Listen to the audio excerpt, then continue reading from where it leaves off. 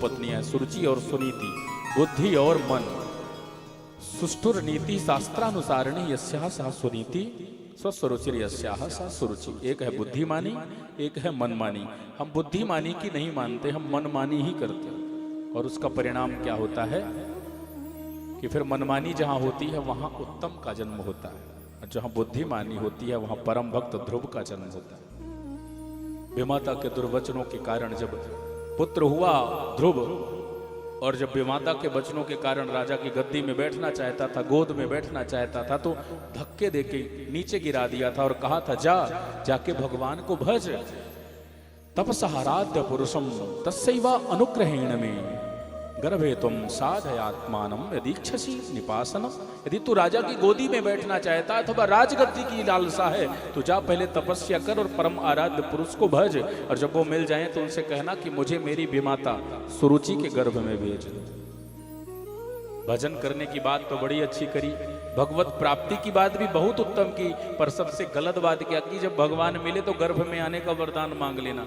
दुनिया पागल है, एक बार भगवान मिल जाए तो कहते हैं भगवान बस मुक्त कर दो, और मुक्त होने के बाद कोई जन्म मरण के चक्कर में फंसना चाहेगा। जरा सोचो तो सही, कितने गलत वाक्य कहे।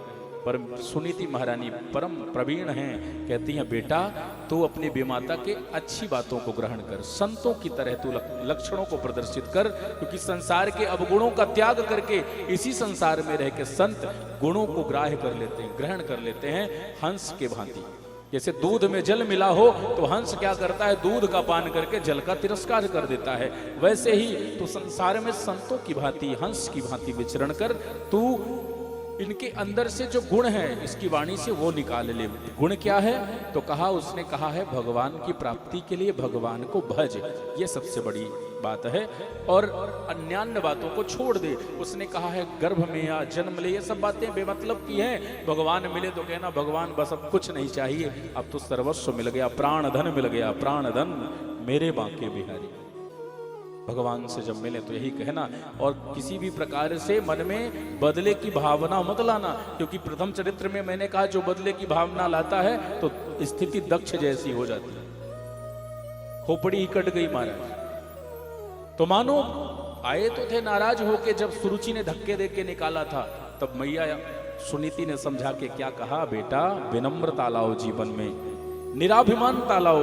मैं कह दिया करता हूं फूलों की तरह जो खिलता होगा, सबके जख्मों को जो सिलता होगा, फूलों की तरह जो खिलता होगा, सबके जख्मों को जो सिलता होगा, यकीनन होगा उसी का ऊंचा कद समाज में, जो सबसे झुक करके मिलता होगा, जो सबसे झुक करके मिलता होगा।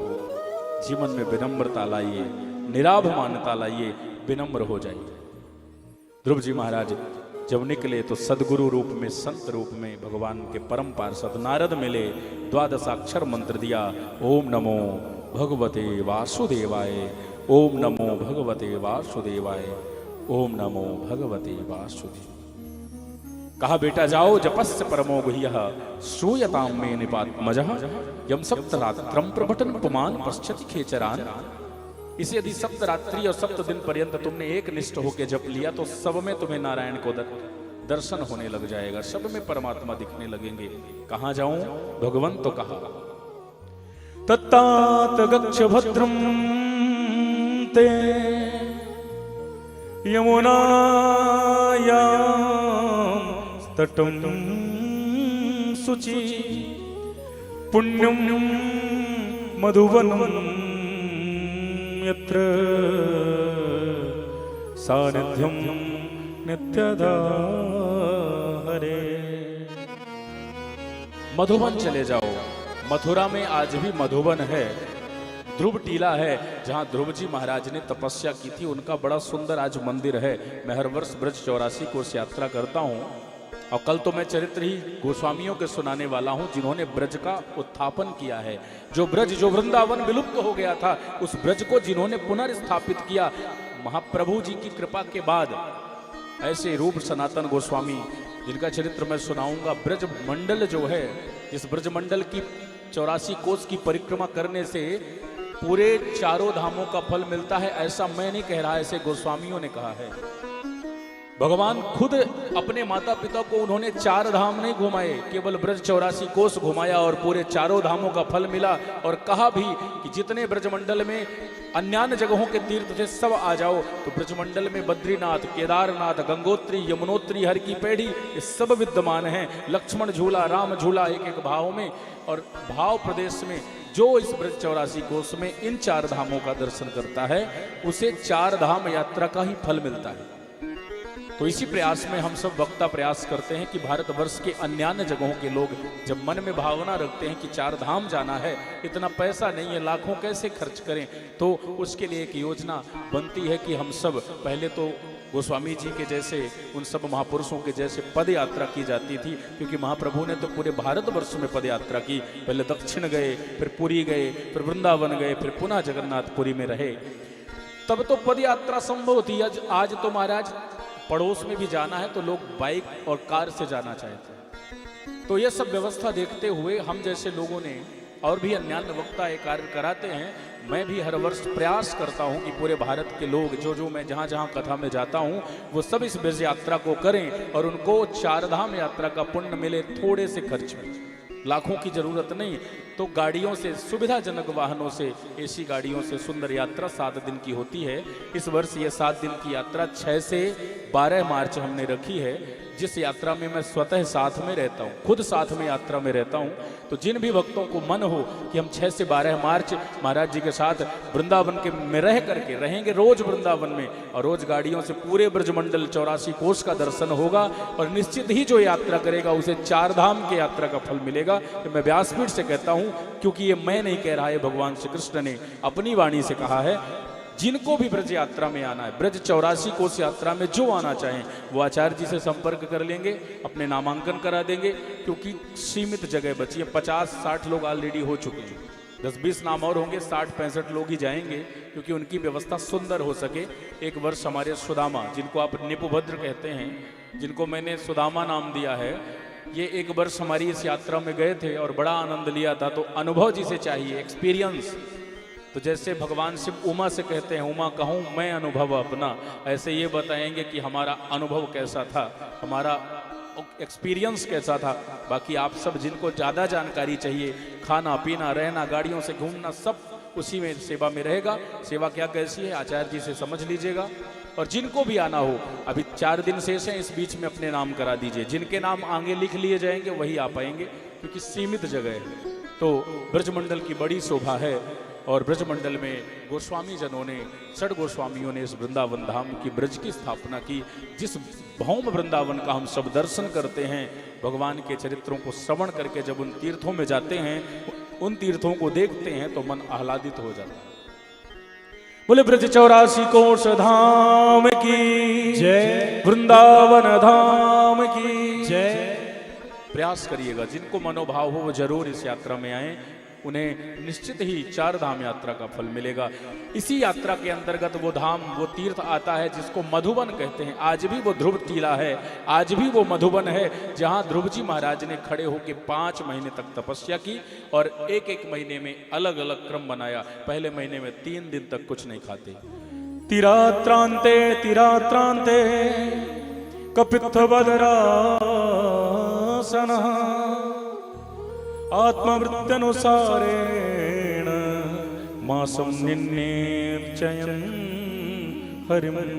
3 दिन कुछ नहीं खाते, केवल पत्ते खाते हैं। तीसरे दिन, दूसरे महीने में 6 दिन तक कुछ नहीं खाते, और कहा द्वितीयम चा तथा मासम षष्ठेर भको दिने। 6 दिन तक अब कुछ नहीं खाते। ये कौन कर रहा है? 6 दिन का बालक, 6 वर्ष का बालक, छोटा सा बालक 6 वर्ष का 5 महीने ऐसी तपस्या करता है।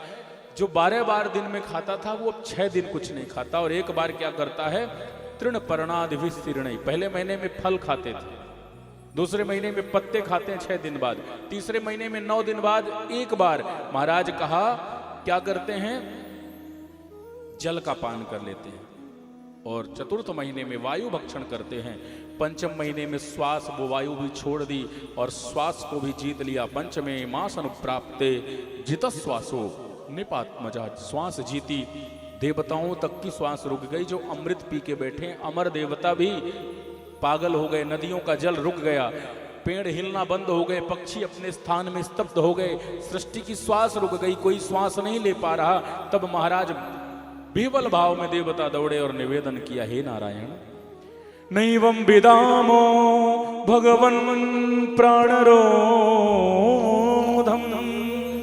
चराचरस्य किल सत्त्वधाम्ना विदेहि तन्नो व्रजिनाद् विमोक्षम् प्राप्ता वयं त्वां शरणं शरण्यम्।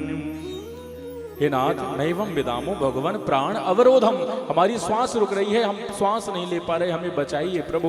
भगवान ने कहा, चिंता न करो, मैं तो तैयार ही बैठा हूं आज अपने भक्त का दर्शन करने, नहीं आज भक्त का दर्शन, भगवान को दर्शन देने नहीं कहते हैं भगवान, आज भक्त को दर्शन देने नहीं अपितु भक्त का दर्शन लेने जाऊंगा। और भागवत में स्पष्ट लिखा है, सहस्त्र शीर्षापि ततो गरुत्मता मधोर वनम भृत दृदिक्षया गता, दृष्टुम इच्छया गता, देखने की इच्छा से भगवान ने 1000 मुख प्रकट किए। मानो कहते हैं एक मुख से देखूंगा तो तृप्ति नहीं मिलेगी, क्योंकि अभी तक बड़े बड़े योगियों ने मुझे जपा है, जिनकी दाढ़ी सफेद हो गई, आज पहली बार छोटा सा बच्चा मुझे भज रहा है। जो लोग कहते हैं, जो पागल हो गए हैं कि जब बूढ़े हो जाओ, जब शादी हो जाए, जब ब्याह हो जाए, तब दीक्षा लेनी चाहिए, तब मंत्र लेना चाहिए, तब वैष्णव बनना चाहिए, तब भगवत प्राप्ति के लिए माला जपनी चाहिए, उनको मैं बतलाना चाहूंगा, ये ध्रुव का चरित्र कहना चाहता है, भजन की कोई आयु नहीं होती। अरे बचपन में तो जो निश्चल भाव होता है वो 55 में नहीं होने वाला, इसलिए समय रहते बचपन में ही भगवान को भज लेना चाहिए। बोले भक्तवत्सल भगवान की जय। भगवान गरुणारूढ़ हुए, 1000 मुख लेके कहते हैं 2000 नेत्रों से निहारूंगा, और भगवान दर्शन करने आए हैं। भगवान के सन्मुख भक्त खड़ा है, सामने भगवान खड़े हैं, दोनों की झांकी बड़ी ही अद्भुत है। तो इसी झांकी को हृदयांगम करते हुए मानो ध्रुव जी क्या गा रहे हैं, भगवान के नाम की ही बूटी ली है, मानो भगवान का नाम ही गुनगुना रहे हैं। और इसी भाव के साथ इस झांकी को प्रणाम करें, भगवान ने कैसे दर्शन दिया और कैसे दर्शन लिया, इस भाव का क्रम हम कल सब श्रवण करेंगे।